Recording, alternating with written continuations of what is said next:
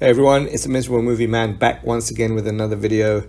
So I saw Mission Impossible: The Final Reckoning last week, and I was a pretty big fan of Dead Reckoning. I thought it was a great film. I thought it was back to the highs of the Mission Impossible franchise. The stunts were insane, and really it had a lot of callbacks that were pretty cool to all of the previous films. And I was really excited to see The Final Reckoning, wondering how would they be able to top Dead Reckoning. And the answer is they aren't able to top it. There are some incredible set pieces and again some jaw-dropping stunts to the point where I really wonder if Tom Cruise is going to die on screen somehow. These things were insane. But it didn't have quite the same level of pace or intrigue that the first one had. Now I know the first one was setting up the entity and the mission and everything about what they were going to do, but I did feel that for The Final Reckoning it was more of a how do we get to the end scene and let's try and have a bit of filler as we go along. I mean, it's supposed to pick up 3 months after the last film, and of course audiences should know what's going on by then, but really, they just threw Ethan Hunt into another situation. I thought he was going to go off and take the entity out by himself, but really the first part of the film was, Ethan getting captured so he could talk to the president. And having, seeing the old VHS tape and everything, and having him talk to some of the senior cabinet members. So that, again, I think was a little bit drawn out. They asked him to go after the entity. He's already going after the entity. They ask him to do it in a way so that they can control it, and he doesn't trust anyone, of course. And there's a big countdown clock as to the entity taking over everyone's nuclear arsenals and what the entity will do with that once they gain control, to bomb the Earth and probably start again. Who knows? There were a lot of MacGuffins in there, a lot of Deus Ex Machinas in there. Again, to further the plot, to further the timeline, to further the action sequences. Tom Cruise almost had his own little MI team, and very strangely Paris is part of his team now, and also Degas is part of his team now, in moves that didn't seem fitting with their characters, to be honest, but these were both good actors and actresses, and it was good to see them given more screen time. But then really Tom Cruise have to go and find out where the Sevastopol is, and then go and retrieve the source code, and then try and capture the entity like a genie in a bottle into a device that only Luther could have made just before he died. Something that was theoretical, that no one had ever heard of, that we were wondering what he was working on when he's soldering stuff away. And also provide Ethan with a flash drive that will poison the entity that he needs to help the world regain control of the internet, which apparently will die if Ethan kills the entity.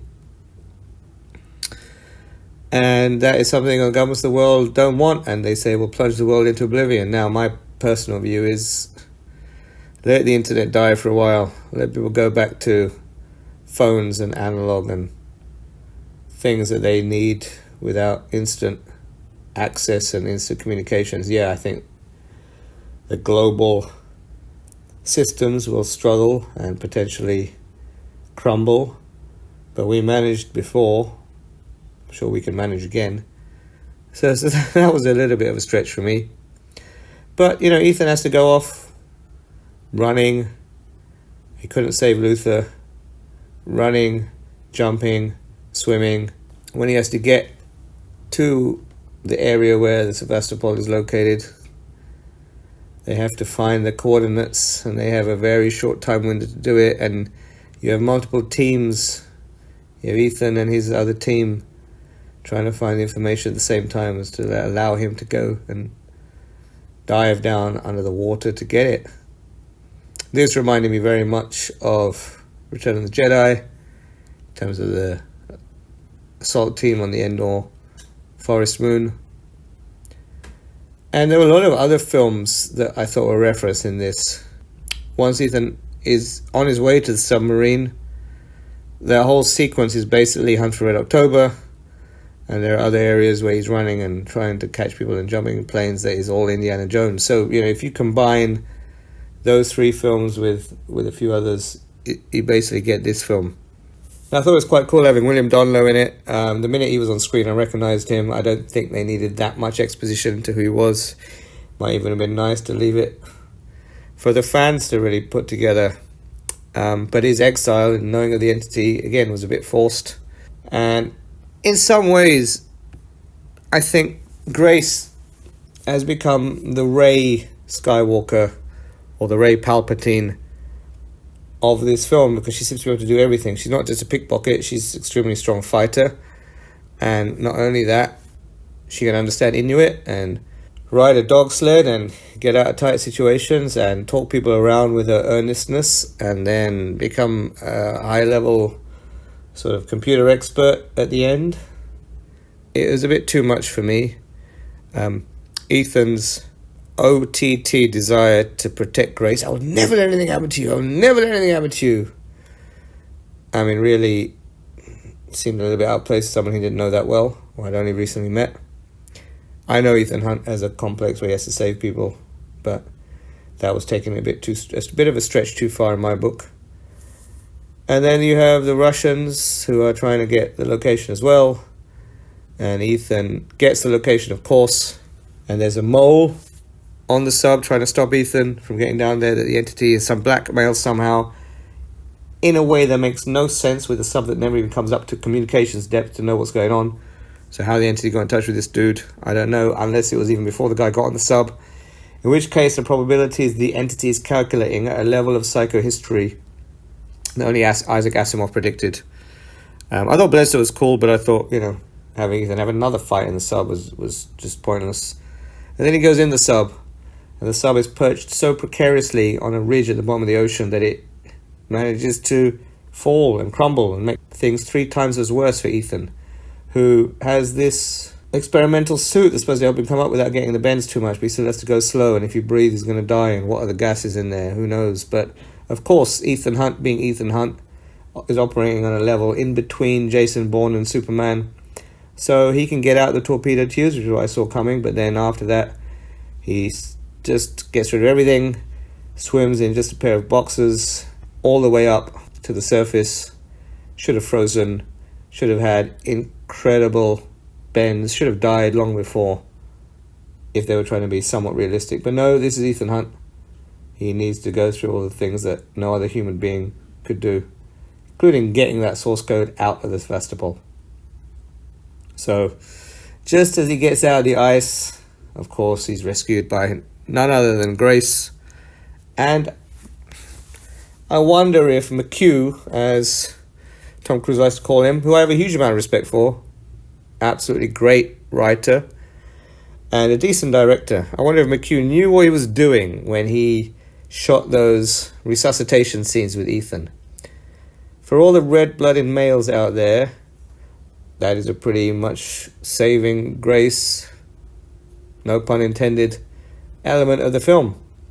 And your eyes will be somewhat mesmerized by Haley Atwell's very strong assets there. But again, she rescues him, and they have this device where he can recover from the bends in a much better way. Some tank thing that they're using almost looks James Bond-esque, the way they're in bed together, and the wife of Donloe comes and pokes her head around to say hello. Now she's part of the team, by the way, and she can handle herself and run very fast too, having had no training whatsoever. But again, these are the types of suspensions of disbelief that this film glosses over very quickly. And then, now that Ethan has the source code, he's got to get it with the poison pill, which Gabriel has, into the entity, who is retreating into this archive of information.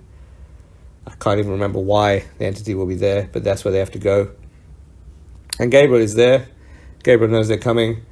The Entity's there. The Entity knows they're coming. The Entity's dropped a nuke there outside. They have to. Donlo knows how to disarm, and Degar asks him, "How do you know what you're doing?" He's like, "No."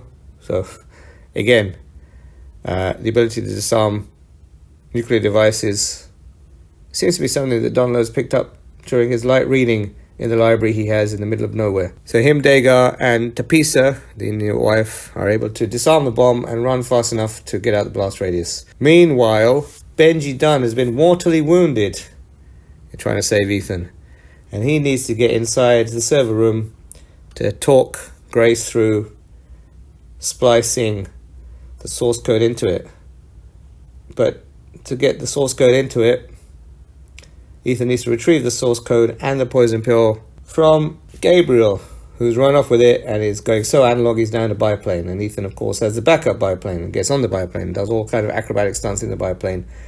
And after a lot of flying around and a lot of shenanigans, manages to get the source code from Gabriel, and Gabriel kills himself through stupidity while laughing, which I thought was a very weak ending to someone that's supposed to be like the most dangerous guy alive. And now Ethan has a source code, and he has to get it plugged in, and he jumps out in the parachute, which I thought wasn't there because Gabriel said he's the only one with a parachute, but somehow Ethan has another parachute. Jumps out, is grappling and wrestling with the source code and the poison pill in the air. Parachute opens, you think, right, you can do it now. Parachute catches on fire. He starts burning up, and you're like, right, he's going to sacrifice himself, which he does. Gets the poison pill and the source code to transmit in the air to the Entity somehow, and makes the Entity escape into the theoretically impossible device that Luther built, and Grace manages to take it out in the blink of an eye, 100th of a second. That's why she's there as a pickpocket. And Luther keeps saying everything in their lives will up to this moment, for him, for Ethan, for Grace, for everyone. So clearly it was ordained. It is written. And then we see Ethan disappear. We think, okay, no parachute. He's gone. That's the end of Ethan Hunt. We lost Luther in this film. We lost Ethan. But, you know, we have the new team. We have the new team of Paris and Degar and Benji and Grace, and also the Inuit wife and Donlo. But no, Ethan's still alive. There was a second parachute, it seems, and he's now limping with a few scars on his face. I mean, Ethan Hunt limping means he shouldn't be able to run at any speed anytime soon, so they just took that away from Tom Cruise. But, you know, other than that, he survived completely miraculously with no problems. And he goes to meet everyone, and the Earth is safe. And of course the president makes a really hard decision, and as she's making that decision, she gets distracted, and as she's distracted, the Entity had control of the US arsenal, so that's why they were at a race against time. So there were some moral quandaries and conundrums they tried to sort through, again a little bit forced, and McHugh throws in another plot twist of having Jim Phelps redeem himself, because this is Jim Phelps Jr. His father was Jim Phelps Sr., who was a villain in Mission Impossible 1.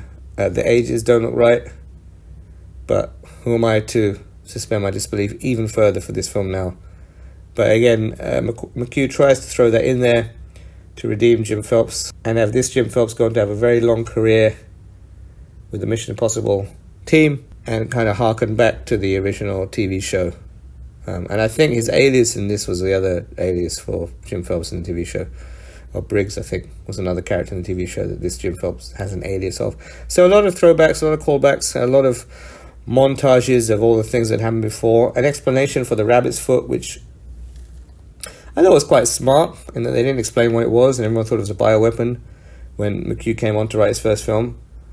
But it turns out it wasn't a bioweapon. It turns out it was the source code for the Entity, or whatever it was. So again, tying back the older films in the franchise. I like how they did those bits. I like how they had the callbacks and the tie-ins. That was okay, but there was just too much stupidity in this film, too much ridiculousness, too much suspension of disbelief, too many stunts where you go, that is just not possible. There was obviously realism and heightened realism in all the films before. This, I think, finally jumped the shark, or jumped the plane, I guess. And yeah, it was a bit too over the top for me. I mean, visually it is stunning. Some of the wide shots were pretty amazing. Some of the CGI looked a bit ropey at times, but then there was a few sort of big set pieces, right? With the submarine and the shootout in the snow, and then the final confrontation in South Africa. But Ethan Hunt is still alive and limping. So maybe he's not going to run anymore, but still alive to continue his missions, whether he wants to or not. And the entity is contained in a small jar. I don't know who's keeping that little jar thing. I don't know whether they had it when they're in London or whether they could just smash it and that's it, the entity's over. They didn't explain that. But they left the door open for more films. Kittredge was being his usual Kittredge self. I think at one point you asked Tom Cruise if he's upset, which is a nice callback. But it'll be nice to see maybe in the future films Tom Cruise swapping roles with Kittredge. Kittredge retiring or dying and Cruise taking on that role and having Ethan Hunt sort of prod and poke the team. That'll be interesting to see. But he's still around, and he looks way fitter than me. He's in much better shape than I am, and I'm much younger than him. So how long can Ethan Hunt keep doing this? We don't know. Tom Cruise has left the door open, and I guess we'll have to wait and see. But there you have it. That's my review. I thought Final Reckoning wasn't quite as good in many ways as Dead Reckoning. It was okay. It was good to see in the cinema. Big screen film. Definitely watch it on the big screen. I love that Tom Cruise is really trying to bring audiences back for the cinema experience. I really think you can't beat it, to be honest. But let down in a few places. Felt like it jumped the shark, and we'll see. So there you go. Let me know what you think in the comments below. Do you agree, disagree? Did I miss out anything? Have I misinterpreted stuff? As usual, please like, share, subscribe to help support the channel, and catch you next time.